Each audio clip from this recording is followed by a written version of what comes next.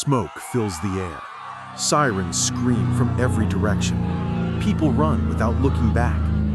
And in the middle of all this, something feels terribly strange. Not just because the towers are falling, but because some things don't add up.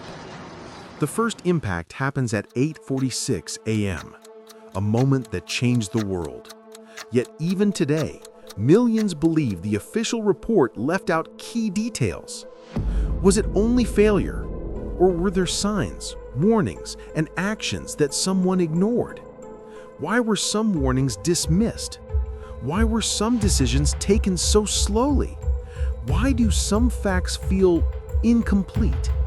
And most importantly, what did the official report never fully explain? To understand that, we have to go back, not to the morning of the attack, but years before it. Before 9/11, America believed it was untouchable. The Cold War had ended, the economy was booming, New York was growing fast and shining bright. People felt safe, maybe too safe. Many warnings about terrorism were already there, but they didn't get the attention they needed. Airport security was weak. Bags were barely checked. Cockpit doors were soft. Most people didn't even think hijacking could happen again. At the same time, U.S. intelligence agencies had small clues, but each agency kept information to itself. Nobody connected the dots. Far away, extremist groups were growing. Training camps, new plans, secret orders, all moving quietly in the background while the world looked elsewhere. The average American didn't know any of this. Life felt normal, calm, ordinary. But deep inside government offices, warnings were rising. Some loud, some ignored, some never shared. And this silence, this lack of action, would make the world completely unprepared for what came next. The warnings didn't come suddenly. They built up slowly, like quiet echoes nobody wanted to hear. In the late 1990s, U.S. intelligence already feared a big attack. Some reports even said airplanes might be involved, but the information stayed locked inside separate agencies. They were not talking to each other, not sharing, not cooperating. The FBI followed local threats, the CIA followed foreign threats, but terrorists didn't follow these boundaries, and no one saw the full picture. Meanwhile, some of the future hijackers were already in the U.S., learning how to fly, but not learning how to land. One instructor even reported their strange behavior. He said, "This doesn't feel right," but the system had no way to check deeper. Across the world, training camps were preparing people for something big, something coordinated, something deadly. The men chosen for the attacks were already being trained mentally and physically, step by step. They entered the U.S. through normal airports. No one asked too many questions. They blended in easily. They rented motel rooms. They took flying classes. They moved city to city, all in plain sight. By mid-2001, intelligence warnings grew louder. Some reports said the system is blinking red, but meetings ended without action. Plans stayed on paper. Most leaders didn't believe a large, organized attack on U.S. soil was possible. Time was running out, fast, and no one knew it.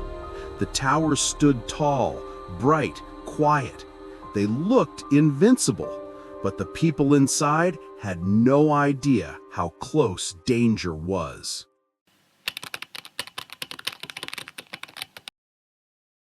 It begins like any normal morning. Clear sky, cool wind, people rushing to work.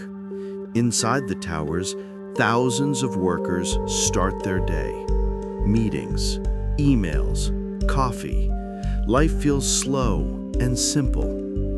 At 8:46 a.m., American Airlines Flight 11 appears over Manhattan. A fireball erupts through the North Tower.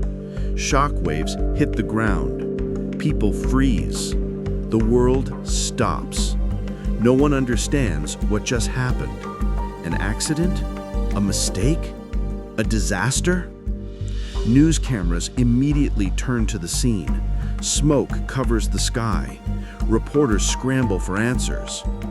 No one has any. Then, 17 minutes later, the second plane appears. This time, the truth becomes clear.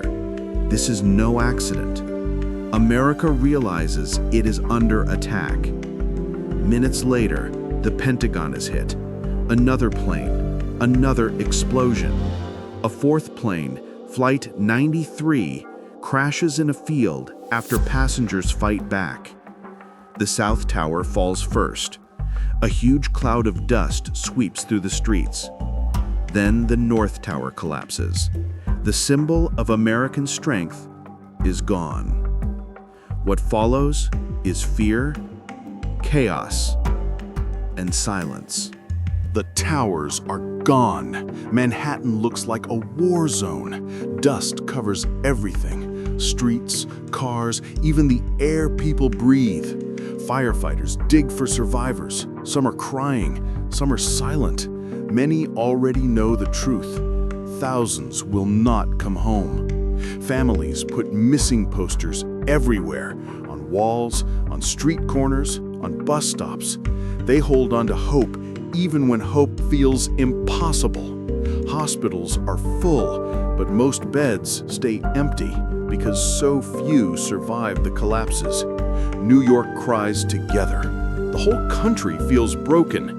The government takes action fast. Travel changes forever. Wars begin. Fear becomes a part of everyday life. Airport security becomes strict. Shoes off, belts off, liquids removed, cockpit doors reinforced. A new world begins. America declares a global war on terror. Soldiers are sent overseas. For many, revenge becomes the main goal. The government expands surveillance. Phone calls are monitored. Emails are tracked. Privacy fades into the background. Every year, lights rise into the sky where the towers once stood.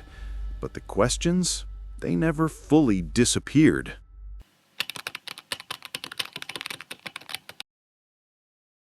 The official report is huge, detailed, hard to read, but even with all its pages, many parts feel incomplete. It explains the timeline, the hijackers, the failures, but some questions were never answered clearly. First big mystery, why were agencies not sharing information? Some files were hidden for years. Some remain secret even now. Second mystery, how did two giant towers fall so fast? Experts said heat from the fire weakened the steel, but others argue the collapse looked too straight, too clean. But the biggest question is Building 7, a tower that wasn't hit by a plane, yet collapsed later that day. The official reason? Fire. But many engineers say the explanation feels thin. There were also unusual orders from powerful people, delayed responses, confusing decisions. Why were fighter jets delayed? Why did the air defense take so long to react? And then there's the money question. Some people rented put options, bets that airline stocks would fall right before the attacks. Was it luck? Or did someone know something? Official reports say no proof, but doubt remains. Many documents about these topics are still locked away, and every empty answer makes people ask more questions.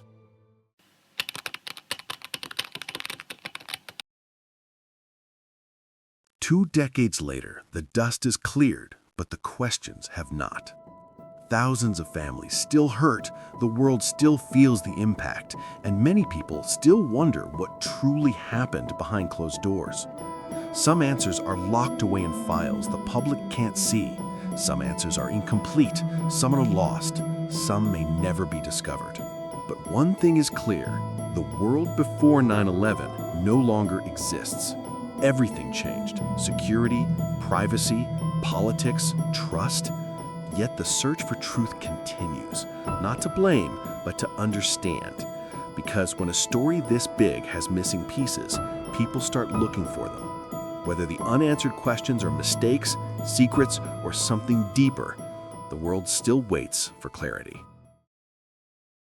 If you want more deep dives into the hidden corners of history, you're in the right place. Subscribe to the channel, because every week we uncover another story, another mystery, another truth the world forgot. And trust me, you won't want to miss what comes next.